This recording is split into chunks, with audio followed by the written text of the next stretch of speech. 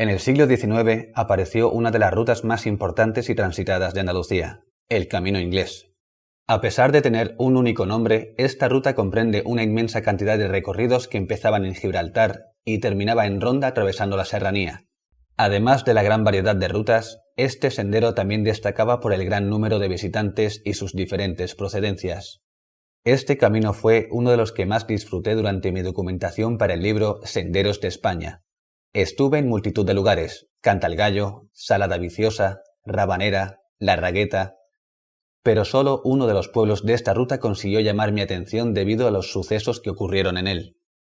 Gaucín es un pequeño pueblo de la Sierra de Ronda y una de las visitas obligadas para todos los viajeros del Camino Inglés.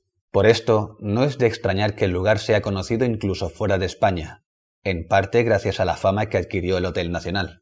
Llamado antiguamente Hotel Inglés en honor a los visitantes de Gibraltar, este establecimiento acogió entre sus paredes a numerosos altos cargos y celebridades, como los marqueses de Larios, la pintora Maruja Mayo, la exemperatriz de Persia Farah Diva o incluso los archiduques de Austria. Pero, ¿no es extraño que la gente desconozca la misteriosa muerte de Segundo Castillo y todo lo que supuso su descubrimiento en el río a las afueras del pueblo?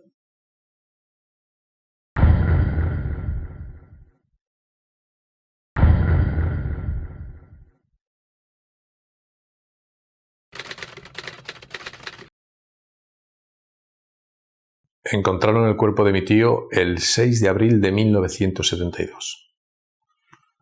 Estaba lleno de magulladuras. Al parecer, por la investigación que hizo la policía, la del pueblo, se vio caer desde el puente de allí y cayó contra las rocas. La corriente debió arrastrarle un poco también. Según la investigación local, el último lugar donde se vio con vida a Segundo fue en el restaurante del Hotel Nacional. Por esto, teorizaron que el hombre, ebrio, dio un paseo por el puente cercano al hotel, perdiendo en algún punto el equilibrio y precipitándose al río. La mayoría de los periódicos se hicieron eco de la versión oficial de la policía, pero el periódico El Caso la ponía en duda. Gracias a una entrevista a la cocinera del hotel, supieron que aquella noche Segundo no había podido consumir alcohol. Pese a esto, la policía siguió adelante con su teoría, tachando a El Caso de sensacionalista. La investigación les condujo al Hotel La Fructuosa, lugar donde se estaba alojando el viajero. Fue la dueña del hotel quien les confirmó que Segundo llevaba sin aparecer por allí 3 días, con lo que concretaron la fecha de la muerte, el 3 de abril de 1972. Pero también les confirmó lo que ellos ya se temían: su mujer no se estaba alojando con él. Preguntaron por mi tía Claudia. La policía estuvo investigando, se fueron al hotel donde estaba alojado en el pueblo mi tío Segundo, y allí solo estaba registrado mi tío. De mi tía no había ningún rastro. Entonces empezaron la búsqueda por los alrededores y como en varios meses no la encontraron, pues la dieron por desaparecida. En este punto muerto quedó la investigación policial de 1972. Un hombre muerto por un descuido en su borrachera y su mujer en paradero desconocido. El caso se cerró y durante años este suceso quedó en el olvido. Pero no todo el mundo olvidó a Segundo y Claudia. Yo la verdad que no recuerdo nada. Son sobre todo las cosas que me ha contado mi madre, pero recuerdos, era muy pequeño. Eso sí, ha sido tan continuo el contar cosas, era como de la familia, o sea, estaban vivos en la familia.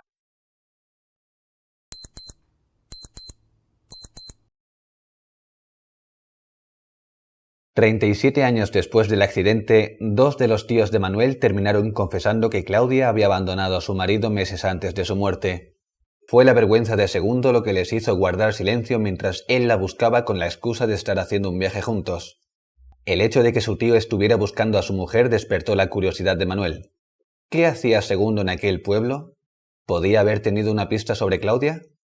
Convencido de que podría encontrar nuevas pistas sobre el paradero de Claudia si buscaba en Gaucín, Manuel se dirigió al último lugar donde vieron a su tío con vida, el Hotel Nacional. Yo estaba sentado en la puerta haciendo una serie de papeles y aparece un señor muy correcto, se presenta como Manuel, que por lo visto era sobrino de un señor llamado Segundo, que había estado por allí. Y por lo visto venía buscando información de una persona relacionada con un Segundo que se llamaba Claudia. Como responsable de todos los archivos históricos del hotel, Vicente permitió a Manuel mirar en el libro de visitas y entre las fotos que realizaron los distintos clientes por aquella época. En el libro encontró poca información, pero entre las fotos sí consiguió encontrar alguna pista, pues en varias de ellas se distinguía de fondo a una mujer que podía coincidir con la descripción de su tía. En una de ellas se veía más nítidamente la mujer que por lo visto supuestamente Manuel iba buscando. Se veía claramente una persona joven, vestida como para servir las mesas del comedor. Aquella mujer era totalmente desconocida para Vicente. Desde que Clement se hiciera cargo del hotel, la única cocinera y encargada de las mesas que hubo en el restaurante del hotel hasta su cierre fue Herminia. No tardó mucho en recordar que la cocinera tuvo solo una ayudante en toda su carrera en aquel restaurante, y fue a principios de los años 70. La verdad que la situación fue un poco violenta. Yo estaba insistiendo en que ella conocía a mi tía, y ella me decía que no conocía ninguna Claudia. Y digo, ¿cómo que no? Sí, hay una foto. Y hasta que no le enseñé la foto, es cuando ella me dice, no, esa no se llama Claudia, se llama Irene. Claudia acabó alojándose en el Hotel Nacional pocos días después de irse de casa.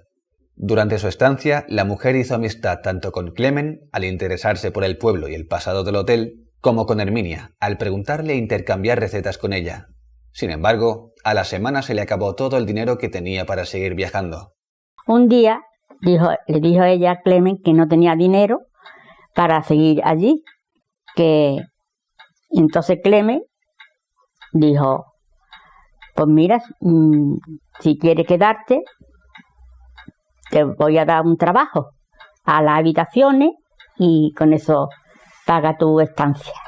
Claudia comenzó a trabajar arreglando las habitaciones de los huéspedes y atendiendo las mesas del comedor. Al poco tiempo, y viendo que le apasionaba la cocina, Herminia le ofreció cocinar uno de sus platos. Fue tan buena la opinión que se formaron los comensales que Clement le ofreció trabajar en la cocina como ayudante de Herminia cuando ésta lo requiriera. Esto no hizo sino reforzar la confianza de las dos mujeres, que prácticamente pasaban todo el día juntas planeando los menús y compartiendo su pasión por la cocina. Por esto terminó presentándole a Javier, un muchacho de 17 años que se encargaba de repartir los ingredientes desde las tiendas a los establecimientos. Era normal que la cocinera, con el cariño que le profesaba al haberle visto crecer en el pueblo, le ofreciera algo de comida y bebida cuando le llevaba los productos. En estos momentos de descanso, Javier y Claudia comenzaron a coger confianza. Tal era la amistad que se profesaban que el joven llegaba incluso a acompañar a la mujer a hacer algunas tareas. Después de tender la ropa, se iban ellos dos a coger mora. Y yo empecé a sospechar un poquillo porque los veía muy juntos y no hacían nada malo, pero ya pensé yo. Pero después dije, no, porque ellos, ¿para qué voy a pensar más?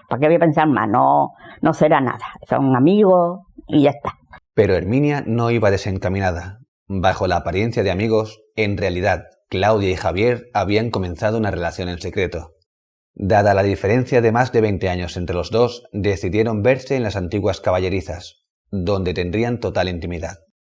Cada noche, Claudia esperaba que todos estuvieran dormidos para encaminarse a las caballerizas y abrirle la puerta trasera a su amante. Entonces decidieron de huir porque por la diferencia de edad que tenían no podían seguir en el pueblo. Y Irene le dejó una nota escrita a Clement disculpándose porque no le había avisado con tiempo. Al examinar la nota que guardaba Herminia celosamente como recuerdo de su única compañera de cocina, Manuel pudo comprobar que su tía había puesto como fecha el 3 de abril de 1972, pocos días antes de que encontraran el cuerpo de Segundo. Comenzó a sospechar que el accidente tuviera relación con la huida de la pareja. Fui a hablar con la familia del joven, se llamaba Javi. La familia negaron conocer a mi tía Claudia, decían que no había tenido ninguna relación con nadie que ellos supiesen, y mucho menos una mujer que era claramente mayor que Javi. De hecho, me decían que Javi se había ido a trabajar con un primo a Granada y que después de eso pues había encontrado trabajo en Barcelona y que allí llevaba muchos años. Con esta nueva información y contactos en la policía de Barcelona, Manuel consiguió dar finalmente con el paradero de Javier. Por fin, tras años de incertidumbre, podría saber qué había sucedido con Claudia. Unas semanas después consiguió hacerle una visita al hombre y, sin esperarlo, descubrió la verdad detrás de la muerte de su tío segundo. Allí me sorprendió que estuviese solo y me acabó contando que mi tía había muerto un año antes de un infarto, un ataque al corazón. Ahí sí que fue una frustración tremenda. La sensación de haber estado a punto de conseguir encontrarla, de darle noticias a mi familia, de saber lo que había pasado y conocerla, y todo se vino abajo. Ahí me sentí fatal. Lo que pasa es que Javi siguió contando cosas de lo que había ocurrido, de su relación, y me acabó confesando lo que ocurrió. La noche que murió segundo, Claudia se encontró en la entrada del hotel a su marido tras acabar su turno. Había entrado al restaurante por casualidad y al verla en la cocina había decidido esperarla para hablar con ella. Bajo su segunda identidad como Irene, nunca había comentado la existencia de su marido, por lo que llevó a segundo a las caballerizas para tener intimidad. Él intentó llevarla de vuelta a casa y ante su negativa se abalanzó sobre ella. Claudia, asustada, cogió pujabante de entre las herramientas y le golpeó en la cabeza, acabando con su vida. Como cada noche, Javier acudió a su cita con Claudia, por lo que entró en las caballerizas. Allí se encontró con el cadáver del hombre y la mujer destrozada por la culpa. Fue entonces cuando ella le confesó todo: su huida, su cambio de identidad, su matrimonio. Javi ahí tuvo más sangre fría y enseguida se le ocurrió un plan. Como él tenía pendiente ir más adelante a trabajar a Granada, pues le dijo a mi tía que hiciese rápidamente la maleta y que se iban a alargar para ir a trabajar a Granada. Entonces la mandó a ella para ir preparando las cosas, recoger las cosas, y mientras tanto él cogió el cuerpo, lo sacó de las caballerizas y hacia el puente que estaba al lado del sitio, y lo arrojó por el puente para abajo, y así simular que las lesiones fueran fruto de la caída. Al reunirse, Claudia convenció a Javier de dejar una nota a Clemen. Esta les había descubierto en las caballerizas meses antes y no le había dado importancia, por lo que podían atribuir la huida a su relación en lugar de al asesinato de un turista.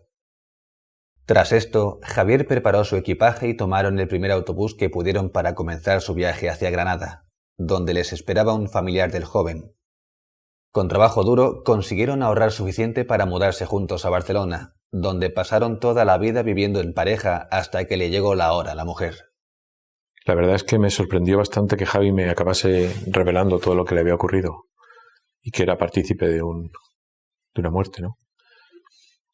La verdad es que lo encontré que se sentía bastante solo, estaba resignado, y de hecho lo que hizo después de hablar conmigo es entregarse a la policía, y tengo entendido que está cumpliendo pena de cárcel. Según Manuel, Javier terminó entregándose a las autoridades por la culpa que sentía al haber escondido el cuerpo. Sin embargo, tras entrevistarme con el mismo Javier en la cárcel, descubrí algo que el policía no había querido contarme: la verdadera razón de su culpa. Días antes del incidente, mientras el muchacho hacía un reparto en Manilva, Segundo se le acercó con una foto de su mujer, con la esperanza de que el repartidor pudiera haberla visto.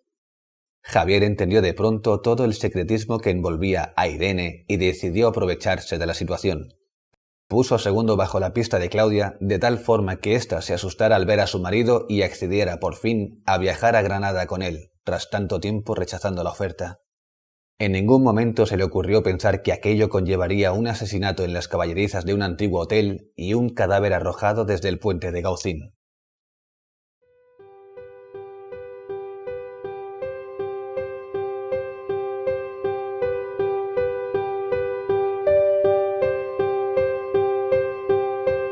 Cocinera, única ayudante en esa época. En párrafo 8, toma 2.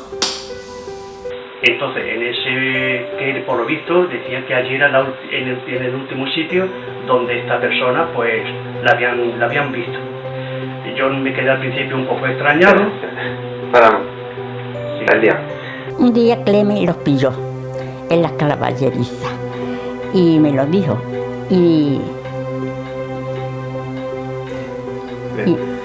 Les pilló, pero no le... Pero no le dio importancia.